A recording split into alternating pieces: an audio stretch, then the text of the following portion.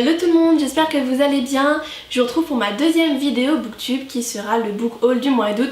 Alors oui, je sais, août, septembre, je suis un petit peu en retard, mais j'ai 40 livres à vous présenter, enfin même plus puisque 42 livres à vous présenter. Donc je trouvais ça dommage de ne pas faire cette vidéo. J'en profite également pour vous informer que je mettrai en barre d'infos les définitions de certains termes que j'utilise pour ma part de manière naturelle dans mon quotidien, personnel ou professionnel. Je fais pas forcément attention, mais il est vrai qu'ils ne sont pas forcément connus de tout le monde.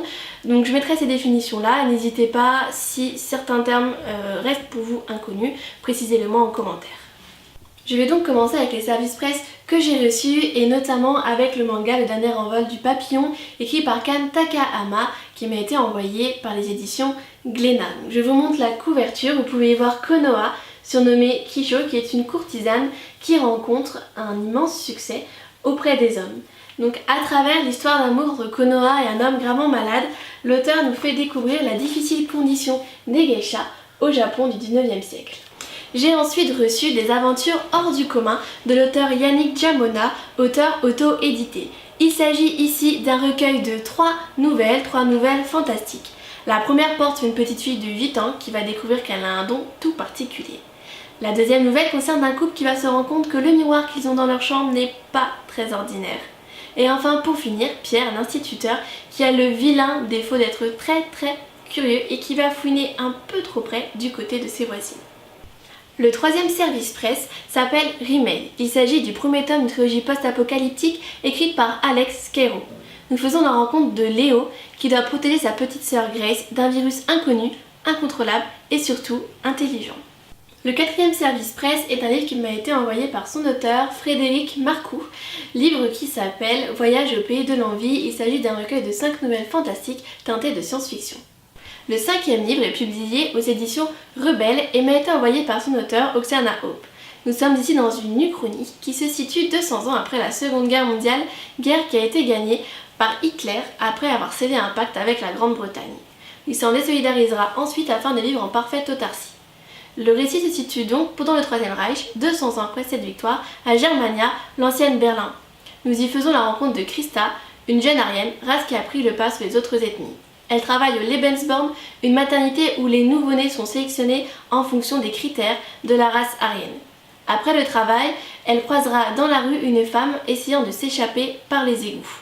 Elle ne se doute pas encore que toute sa vie et ses certitudes en seront chamboulées.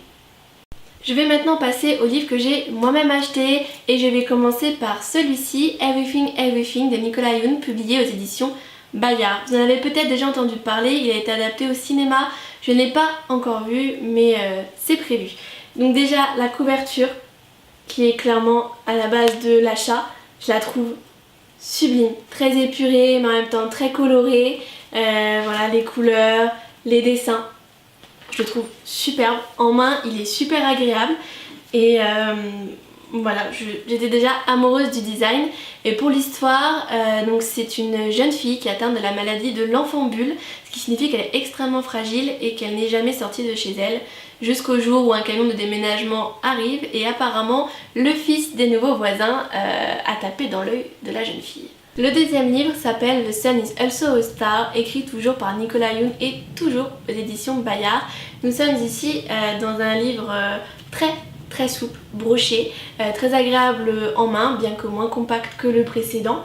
L'histoire raconte l'histoire de Daniel, 18 ans, fils de Coréens immigrés à New York, et de Natasha, 17 ans, arrivée de Jamaïque il y a maintenant 10 ans. Et ils ont, je cite, 12 heures pour se rencontrer, se connaître et s'aimer au-delà des différences.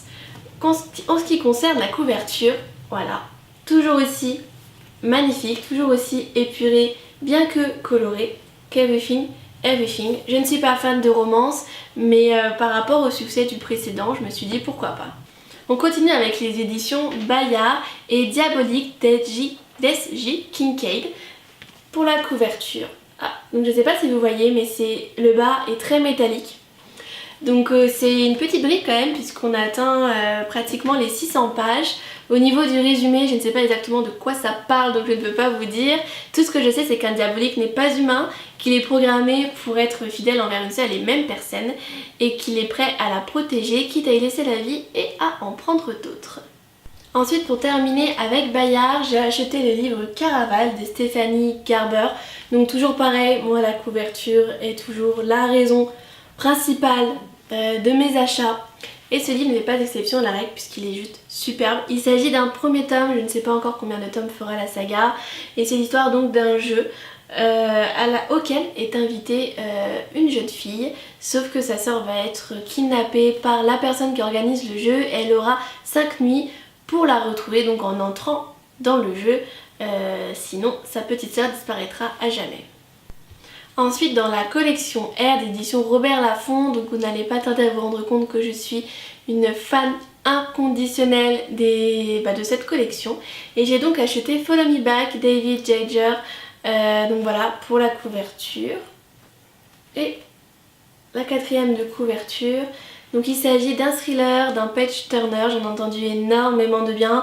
Tout le monde l'a aimé, même ceux qui au départ ne pensaient pas l'aimer, ont été agréablement surpris. Donc à force d'en entendre beaucoup de bien, je me suis dit pourquoi pas. Donc c'est une histoire de groupie, voilà, j'en sais pas vraiment plus. Et ce que j'ai bien aimé, c'est le format. Alors je vais essayer de vous trouver. C'est assez aéré, on a des discussions, si je ne dis pas de bêtises, sur les réseaux sociaux. Alors, voilà des conversations, donc je pense qu'il va se lire assez rapidement et l'écriture est donc assez originale, donc à voir. En plus l'auteur phénomène Wattpad, donc j'aime bien aussi découvrir de nouveaux arrivants. Toujours dans la collection R, le premier tome de la trilogie La Faucheuse de Neil Shusterman. Donc c'est un livre dont j'avais envie mais à un point vous pouvez même pas imaginer. Je l'ai vu à sa sortie il y a un petit moment maintenant. À chaque fois que je l'ai vu j'ai eu envie de le prendre jusqu'à ce mois d'août où j'ai fini par craquer. Ça fait très très longtemps que j'ai envie de lire. J'en ai entendu du bien, mais du bien. Vraiment j'ai même peur de passer la barre trop haute. Mais bon on verra. Au niveau du résumé il y a simplement les commandements du faucheur d'indiquer que c'est également un best-seller aux États-Unis et que ce premier tome est déjà en cours d'adaptation par les studios Universal, donc à voir, mais voilà, j'ose pas me lancer, j'ai peur d'être déçue, mais en tout cas ça fait très très longtemps que je voulais et je suis contente de l'avoir enfin dans ma bibliothèque. J'ai ensuite acheté le premier tome de la saga La Sélection de Kiera Cass, toujours dans la collection R, donc je vous montre la couverture. Je trouve la couleur magnifique, la tranche aussi, et chaque tome représente une jeune femme, ils ont chacun une couleur différente. Donc je pense que dans ma bibliothèque ça va faire très joli. J'ai acheté ce livre, ça fait longtemps que j'en entends parler, j'ai longtemps hésité parce que j'ai peur que ce soit trop romance, trop cucul-à-praline entre nous. Voilà, j'ai quand même du mal avec ça. Ça me fait quand même penser à Hunger Games, un système de caste, de jeu de télé-réalité, donc à voir. À voir. Je vous tiendrai au courant quand je l'aurai lu.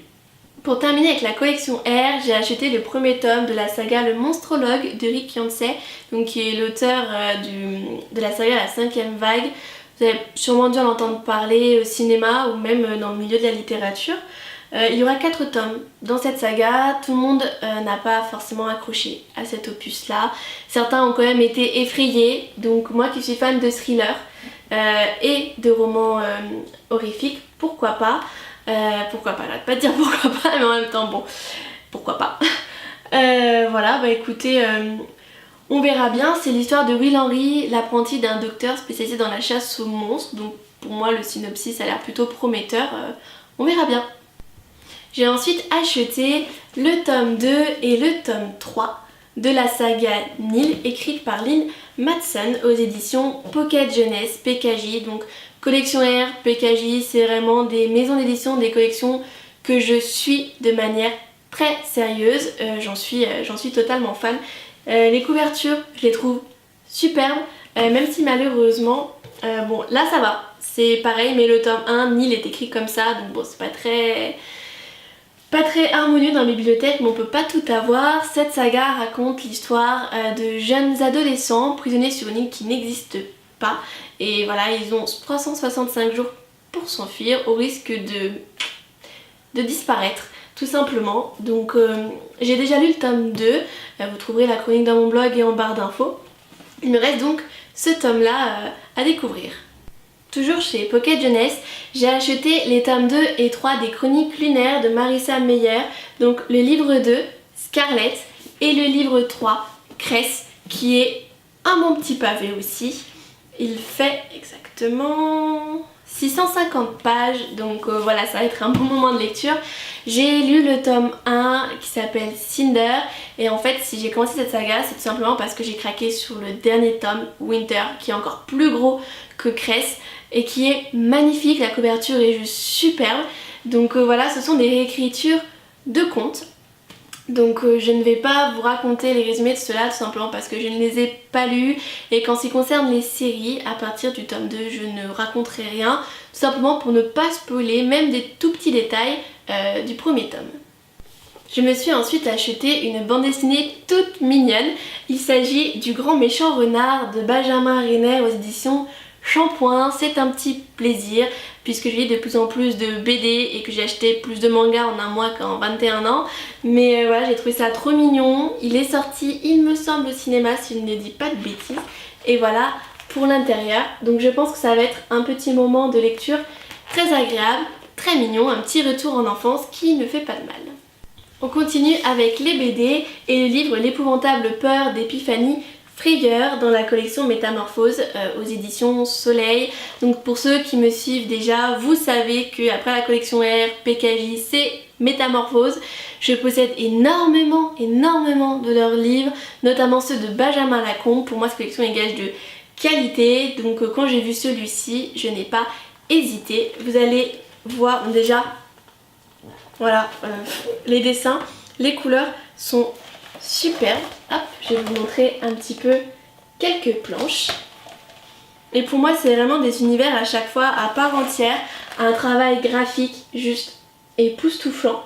Donc je suis rarement déçue et voilà, donc j'ai pas pu m'empêcher d'acheter cette bande dessinée là. N'hésitez pas à me dire si vous l'avez lu, si vous avez envie de la lire, de faire une lecture commune. Tout ça c'est valable pour tous les livres dont je vais vous parler. Donc voilà, par Gauthier et Lefebvre. Je termine les bandes dessinées avec les 4 tomes de la saga Les Carnets de Cerise de Joris Chamblin et Aurélie Néret. C'est une saga dont j'entends parler depuis de nombreuses années. Je ne me suis jamais lancée, mais voilà, suite à la découverte de la collection Métamorphose, je me suis dit pourquoi pas. Je n'ai jamais eu l'occasion de les acheter avant, donc là quand j'ai vu les 4 tomes, je les ai tous achetés. Donc le tome 1 s'appelle Le Zoo pétrifié. Le tome 2, le livre d'Hector. Donc à chaque fois on a un univers, même au niveau des couleurs, qui est assez différent. Le dernier des 5 trésors. Et le dernier, la déesse sans visage. Donc c'est une série qui est plutôt jeunesse, mais voilà, pareil, les dessins toujours qui m'ont charmée. Le côté aussi aventure, rien que dans les titres, c'est assez prometteur. Donc voilà, hop.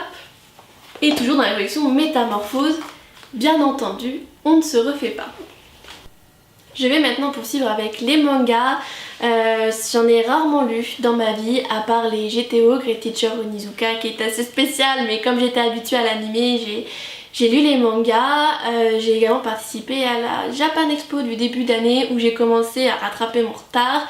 Et là j'ai complètement craqué, comme vous allez pouvoir le voir en ce mois d'août. Je vais donc commencer avec Your Name, donc le scénario est de Makoto Shinkai, dessiné par Ranmaru Kotone aux éditions Pika. Il s'agit d'un tome 1. Je n'en avais pas vraiment entendu parler, mais je l'ai vu, je l'ai pris, je l'ai reposé, je l'ai revu, je l'ai revu, je l'ai repris. Bref, j'ai mis longtemps à me l'acheter, mais j'ai fini par craquer. Donc on suit Mitsuha qui vit à la campagne et Taki qui vit à Tokyo. Ils n'ont rien en commun, mais la nuit, le temps d'un rêve, chacun va prendre la place de l'autre. Je vous montre les dessins. Donc moi c'est assez simple, c'est ce style-là que j'aime. Hop. Assez simple, mais en même temps très expressif. J'aime pas quand il y a 10 000 détails. Alors. Donc voilà pour le style. N'hésitez pas une fois de plus à me dire si vous l'avez lu.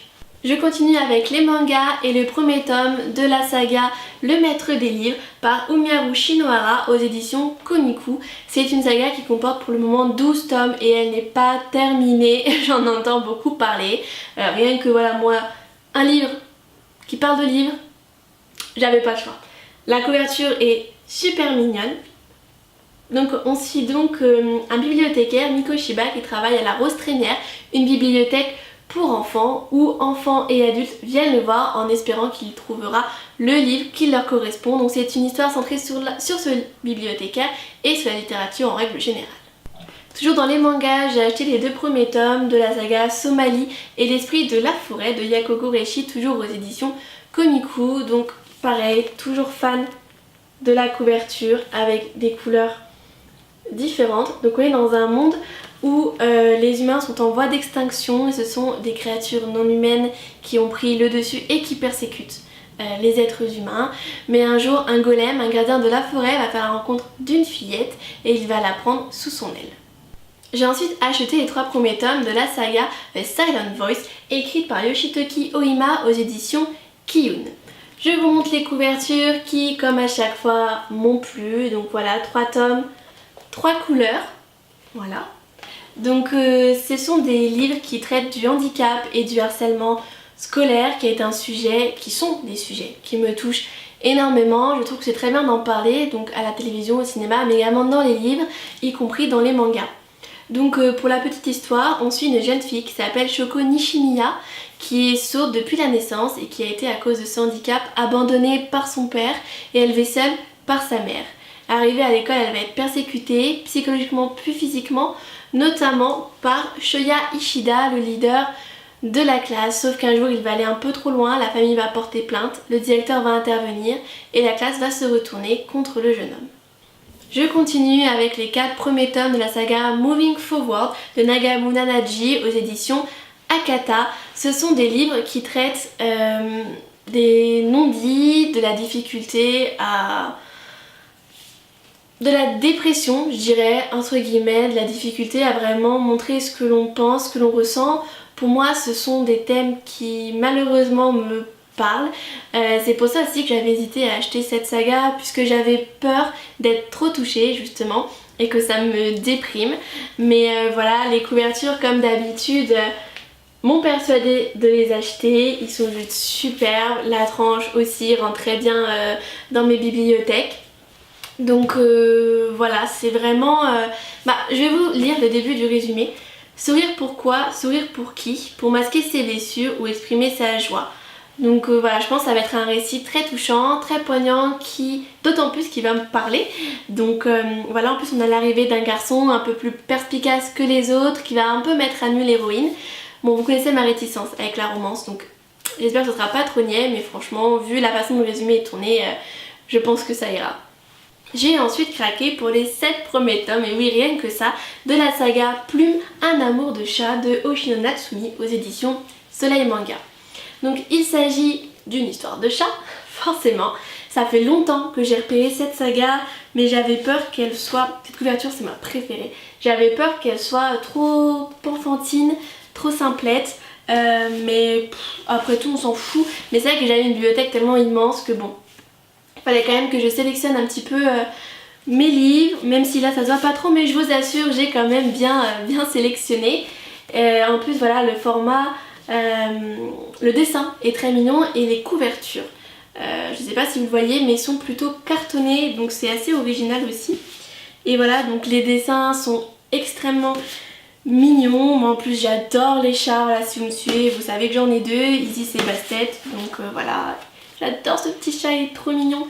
Donc c'est l'histoire de Plume qui un jour va découvrir un petit chaton affamé qu'elle va prendre en affection et ramener chez elle. Ses propriétaires vont l'adopter et l'appeler Faucon et on va donc suivre leurs petites aventures.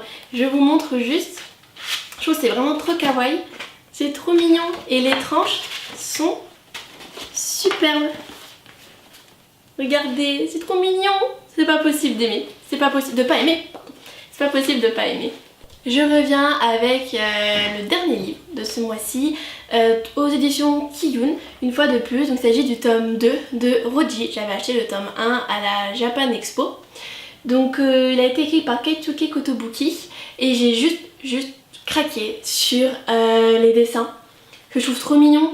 Alors on parlait de choses un peu enfantines, pour le coup là on est dedans. Mais je trouve ça très mignon, très cocooning, très mignon. Et voilà, je sais pas à quelle page vous montrer.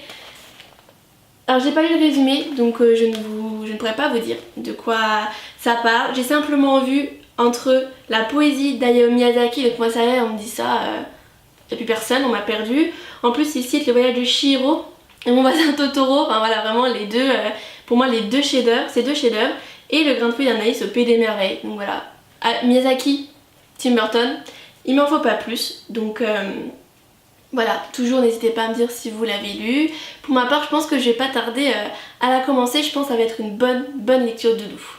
Cette vidéo est maintenant terminée, j'espère qu'elle vous aura plu. Je vous mets en barre d'infos les liens vers les livres qui ont déjà été chroniqués. N'hésitez pas à me dire vous de votre côté si vous en avez lu certains, si vous hésitez à en lire certains, si vous les avez aimés ou non. Mettez un petit pouce bleu, abonnez-vous, je regarderai, faites attention. Et voilà, laissez-moi un petit commentaire, je répondrai à tout le monde avec plaisir. Et je vous dis à bientôt, bye!